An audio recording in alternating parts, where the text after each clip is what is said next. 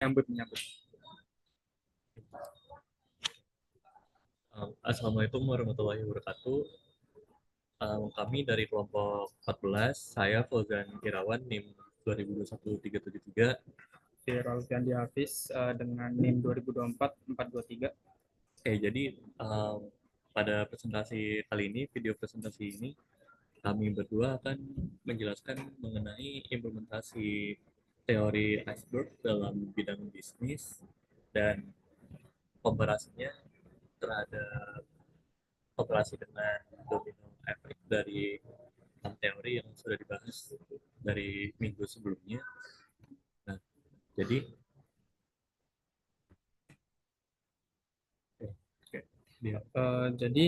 Di iceberg ini, iceberg teori itu memiliki pengertian umum. Yang pertama itu ada konsep utamanya. Jadi konsep utamanya itu stop sebagai apa? Sebagai yang muncul di permukaan itu adalah total kerugian yang eh, terlihat, tapi ada kecelakaan kerja yang masih tersembunyi, yang dia dimetaforakan sebagai eh, bongkahan es yang masih terpendam di bawah. Di sini juga saya sudah menjelaskan tentang metafora iceberg teori, yaitu ada dua, yang terlihat dan tidak terlihat. Seperti yang saya katakan tadi, ada yang terlihat itu adalah ibaratnya total kerugian finansial akibat kecelakaan kerja seperti gunung es di lautan. Jadi iceberg teori ini kalau bisa digambarkan seperti gunung es yang kecil, namun di bawah gunung es itu ada bongkahan es yang besar atau yang tidak terlihat. Di sini terlihat karena kerugian finansial secara umum kita bisa melihat kerugian finansialnya. Dan yang di sini tidak terlihat seperti yang tertulis, cost yang tidak terlihat secara kasat mata, namun jumlahnya jauh lebih masif. Contohnya adalah hilangnya produktivitas, kerusakan alam, alat, klaim hukum, dan rusaknya reputasi. Tentu saja kerugian ini tidak bisa dilihat secara publik atau hanya sebagian besar saja orang yang tahu atau yang memiliki akses. Makanya itu disebut sebagai expert yang tidak terlihat. Oke. Jadi beberapa pendapat ahli dalam expert teori adalah saya mengutip dari dua tokoh yang sudah saya masukkan. Salah satunya adalah Herbert W. Heinrich. Beliau merupakan salah satu pencetus dari K3 dan kebetulan merupakan pencetus dari dua teori yang sedang kami bahas pada presentasi ini, yaitu adalah domino effect dan iceberg teori.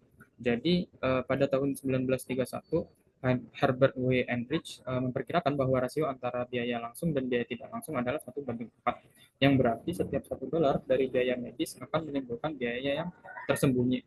Ini dilakukan pada tahun 1931 pada jurnal penelitian keamanan dan keselamatan kerjanya. Yang kedua adalah pandangan modern dari Chowdhury di tahun 2025. Berbeda dengan Heinrich yang masih menggunakan teknologi yang masih tradisional, Chowdhury menggunakan teknologi artificial intelligence untuk menghitung indirect cost atau cost yang tidak terlihat pada uh, kecelakaan pada bisnis dan juga kerugian yang terjadi pada proyek. Jadi rasio klasik Heinrich itu sudah tidak relevan menurut Chowdhury pada industri modern. Kedalaman gunung es yang bervariasi tergantung pada jenis proyek. Di beberapa kasus, biaya tidak langsung bisa mencapai 20 kali lipat lebih besar dari biaya langsung, atau mungkin bisa lebih besar dari biaya yang sudah terpenuhi. Berikutnya ada case tadi di sini. Saya sudah mereferensikan kasus yang saya ambil dari Korea Selatan. Jadi di referensi ini saya melihat dari estimating indirect accident cost using a two-tiered machine learning algorithm. Di konteks ini ada 1036 data kecelakaan dari perusahaan konstruksi stop di Korea Selatan.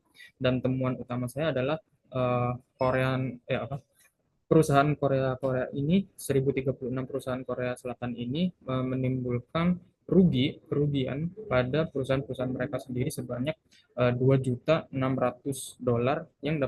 yang mengakibatkan finansial mereka rubuh dan para investor-investor tidak tertarik untuk uh, melanjutkan uh, melanjutkan bisnis mereka di perusahaan-perusahaan yang terkena dari kecelakaan tersebut. hampir 5 kali lipat dari batas maksimum biaya yang langsung dilaporkan. Jadi masih ada biaya tak kasat mata yang tersembunyi dalam iceberg teori yang sudah terjadi di Korea Selatan ini. Berikutnya ada identifikasi masalah. Saya sudah mengukur dari 3 subtopik, yaitu ketidakakuratan dari iceberg sendiri. Eh, jadi, sebagaimana yang dikatakan oleh Heinrich, iceberg itu seenggaknya memiliki 1:4 rasio dari anggaran perusahaan. Misalnya kerugiannya ada hanya $1, berarti kerugian yang tidak terlihat itu ada $4. Itu masih, menurut kami, masih belum efektif atau masih menebak-nebak dari rasio generalisasi. Setelah itu ada variasi kedalaman. Nah, bukti dari teori gunung es ini menunjukkan rasio biaya yang sangat fluktuatif, seperti proyek fasilitas bisnis, rasionya dangkal sekali, 1:0,93, sehingga tidak cocok dengan 1:4, atau terlalu tinggi proyek ruang publik yang rasionya sangat dalam, 1:6,76. Jadi 1:4 rasio yang dikatakan oleh Heinrich itu tidak akurat. Setelah itu ada dampak. Dampak yang terkena oleh iceberg theory itu adalah seringkali mengabaikan masa di bawah air, sehingga persiapan dana darurat tidak pernah cukup saat krisis terjadi. Anggapannya seperti apapun kerugian yang didapatkan itu akan diabaikan oleh perusahaan-perusahaan bisnis yang dapat mengakibatkan bisnis itu runtuh karena kedalaman dari kepingan-kepingan es yang ada di dalam laut, dan tidak ada dana darurat untuk menanggulangi hal tersebut. Nah, jadi kami memiliki solusi dan future plan. Yang pertama ada penanggulangan. Eh, Sebagaimana yang saya kutip dari Heinrich tadi, rasio banding 1:4 itu mungkin relevan di masa masa lalu, dahulu kala, tapi mungkin sekarang sudah tidak relevan karena banyaknya bisnis yang berubah dan banyaknya ekspansi di cabang-cabang bisnis seperti perusahaan-perusahaan eh, hyper internasional dan sebagainya. Jadi kita beralih dari mode estimasi rasio yang manual yang 1:4 ke pendekatan modern yang berbasis data. Dan mungkin solusinya adalah memanfaatkan arsitektur machine learning seperti algoritma untuk memprediksi biaya tersembunyi. Jadi kita tidak pakai 1:4 rasio lagi, tapi kita mulai mengaplikasikan setiap tiap kerugian pada perusahaan menggunakan machine learning atau artificial intelligence. Kami juga memiliki saran, salah satunya adalah memasukkan parameter biaya sosial jangka panjang, contohnya tunjangan pengangguran seumur hidup, agar volume gunung es terukur lebih sempurna. Dan yang terakhir adalah komputasi biaya kecelakaan akan dicoba dari dataset dari negara dan lingkungan regulasi yang berbeda untuk melihat fleksibilitas algoritmanya. Yang intinya, saran kedua ini digunakan untuk melatih atau train mesin maaf artificial intelligence agar artificial intelligence yang akan dibuat nanti bisa memberi output rasio yang sesuai dengan perusahaan-perusahaan tersendiri. Mungkin selanjutnya bisa dilanjutkan oleh. Kemudian lanjut ke perbandingannya terhadap efek domino, teori efek domino. Tapi di sini saya jelaskan dulu sedikit mengenai efek domino. Efek domino ini asal usulnya dicetuskan oleh Hendrik juga pada tahun 1931, yang kemudian di-update lagi, dikembangkan lagi oleh Frank Bird dan Robert Malthus pada tahun 1976, yang mana prinsip utamanya adalah kecelakaan adalah uh, rantai sekuensial yang di yang disebabkan oleh efek domino ini. Nah, di sini ada ilustrasinya. Kalau berdasarkan teori Hendrik itu awalnya diawali oleh um, lingkungan sosial, kemudian domino ke kesalahan individu, kemudian tindakan kondisinya tidak aman yang mengakibatkan kecelakaan kerja atau kesalahan yang akibat akhirnya adalah injury atau cedera. Nah, kemudian di tahun 1976 ada pembaruan terhadap teori ini, yang mana Bird menempatkan kesalahan kontrol manajemen pada tahap pertama. Jadi emang pada tahap pertama yang mengawali rantai rantai kejadian ini adalah kesalahan manajemen yang kurang baik. Nah, terus uh, fokus pencegahannya adalah memecah rantai domino ini sehingga um, kecelakaan yang terjadi ini bisa dapat dicegah. Nah, saya di sini mengambil referensi dari salah satu domino efek pada supply chain suatu bisnis, yang dimana ini artikel dari From Chuang et al. Pada tahun 2025. Nah, konteksnya adalah ini adalah disrupsi pada era global. Maksudnya itu ada pandemic, geopolitical, konflik, sama krisis ekonomi. Nah, pada artikel ini dibahas juga konsep adaptasinya efek domino dalam lingkup supply chain. Kemudian manajemen resikonya adalah um, satu resiko bisa menyebabkan um, kejadian-kejadian yang lain secara berurutan. Yang mana dalam dalam artikel ini di dalamnya ada subjeknya ini ada 207 konstruksi company di Vietnam, yang mana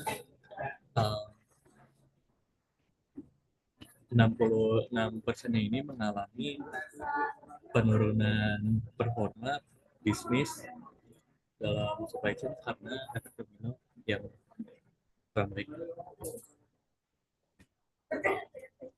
Nah, metodologi dari artikel yang sebelumnya ini adalah quantitative survey dan structural equation modeling. Nah, di sini diketahui ada efek dominonya ini adalah trigger material supply instability, tantangan atau hambatan dalam operasional harian, kemudian uh, tidak efisiennya inovasi di dalam perusahaan, yang mana ini menyebabkan kerugian pada market share. Nah, dari sini dibahas juga strategi mitigasi yang bisa dilakukan untuk memecah rantai domino ini, yaitu adalah salah satunya adalah strategi proaktifnya dengan menciptakan buffer inventory, kemudian backup procurement, dan produk substitution atau substitute produk. Kemudian strategi reaktifnya adalah kontrol yang ketat dan cepat terhadap recovery recovery perusahaan apabila terjadi rantai pertama dalam domino efek ini yang menyebabkan kerugian pada perusahaan. Nah, di sini juga ada perbandingannya, komparasi antara iceberg teori dan domino teori dari yang sebelumnya sudah kami berdua bahas. Nah, fokus utamanya dari kedua teori ini adalah dalam teori gunung es,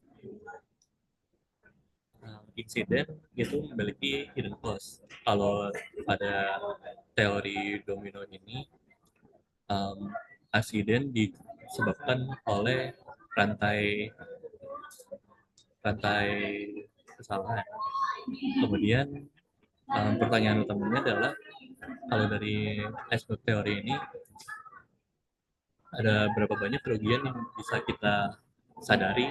Kalau domino teori adalah berapa banyak trigger kesalahan yang bisa menyebabkan kesalahan-kesalahan berikutnya.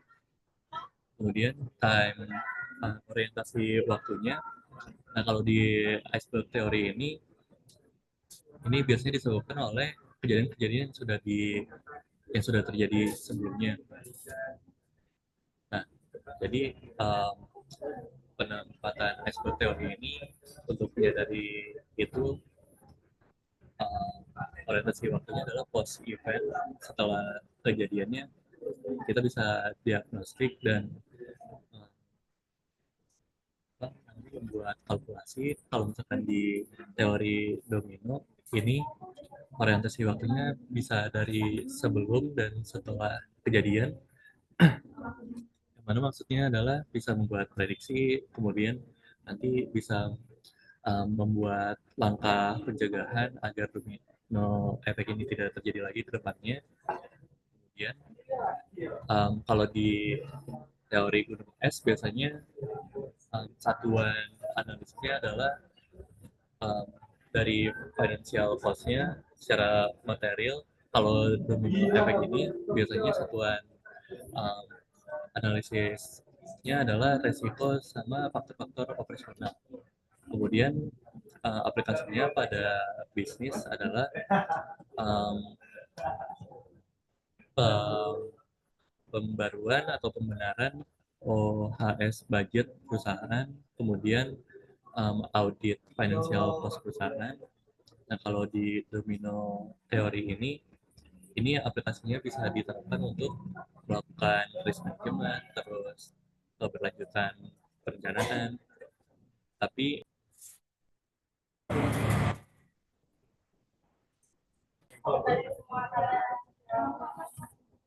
nah kemudian dua teori ini memiliki batasan, yaitu kalau teori gunung es atau iceberg teori ini tidak menjelaskan tuntutan kejadian dari kejadian-kejadian yang sudah terjadi.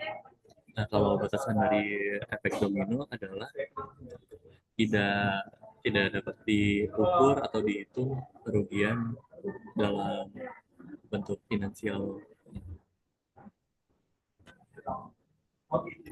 Nah, kemudian ada sintetis dari kedua teori ini sebenarnya saling komplementer atau saling mendukung satu sama lainnya, di mana ini bisa digunakan untuk sinergi dalam manajemen risiko modern.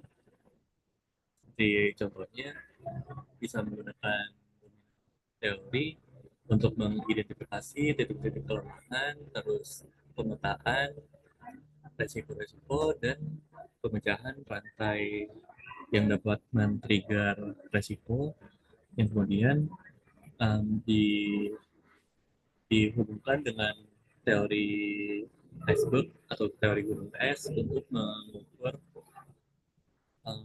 kerugian dalam bentuk budget atau financial cost-nya. Nah, kemudian bisa diimplementasi siklusnya adalah menggunakan iceberg untuk membuat kesadaran manajemen yang pasif secara finansial, kemudian um, menggunakan budget tersebut untuk melakukan langkah-langkah prevensi yang berlapis menggunakan sistem domino.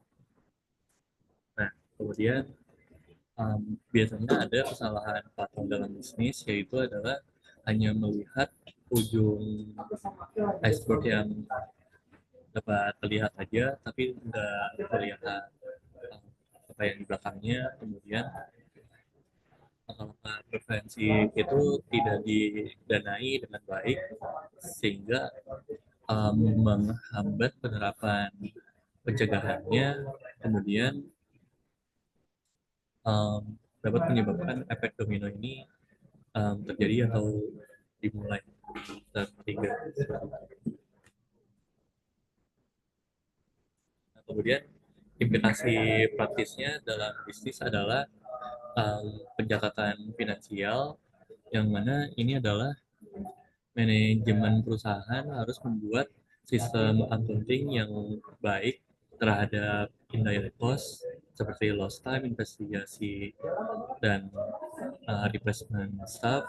Kemudian OSS investment paradigm yang ini adalah mengevaluasi return on investment-nya terhadap safety program yang berdasarkan total cost sehingga dapat mengurangi dan bukan hanya pengeluaran untuk apa namanya untuk biaya insurance atau asuransi atau medical expense lainnya. Nah, kemudian pemetaan terhadap proses bisnisnya yang mana ini bisa mengatasi resiko um, kesalahan di lingkungan perusahaan yang dapat menjadi trigger dari domino effect ini dengan menerapkan seperti contohnya standarisasi ISO 3100 atau ISO lainnya. Kemudian pencegahan um, pencegahan awalnya adalah membuat peraturan yang dapat mencegah domino effect ini terjadi sehingga dapat dicegah dengan lebih awal yang dapat mengurangi um, um, mengurangi kerugian dalam sisi finansial yang tidak terlihat. Nah, jadi konklusinya atau apa namanya ya konklusi dari perbandingan kedua teori ini adalah kedua teori ini memiliki satu sisi yang sama, yaitu teori gunung es dan teori domino merupakan teori yang esensial dalam perlindungan aset dan keberlanjutan bisnis. Kemudian berdasarkan studi-studi yang sudah dijalankan ini sudah valid, di mana cost tidak langsung dalam lingkungan kerja adalah nyata adanya, tapi biasanya masih sering diabaikan dan memerlukan kalkulasi praktis terhadap model bisnisnya. Kemudian ada juga dari studi lainnya efek yang bertumbuk ini secara signifikan dapat berdampak buruk terhadap performa organisasi atau perusahaan dalam disruption era ini. Nah, jadi kita merekomendasikan adalah dengan menggabungkan analisis ini secara komprehensif um, sehingga yang tidak terlihat dapat dicegah dan dapat dengan aktif mencegah trigger-trigger dari efek domino untuk membuat bisnis yang resilient atau stabil. Nah, ini referensi yang kami berdua gunakan. Ada dua artikel yang sudah kita bahas sebelumnya, kemudian ada tambahan artikel lagi untuk mendukung argumen kita. Nah, jadi sekian presentasi dari kami dua, kelompok 14, yang membahas implementasi teori gunung es dan komparasinya terhadap teori domino. Wassalamualaikum warahmatullahi wabarakatuh.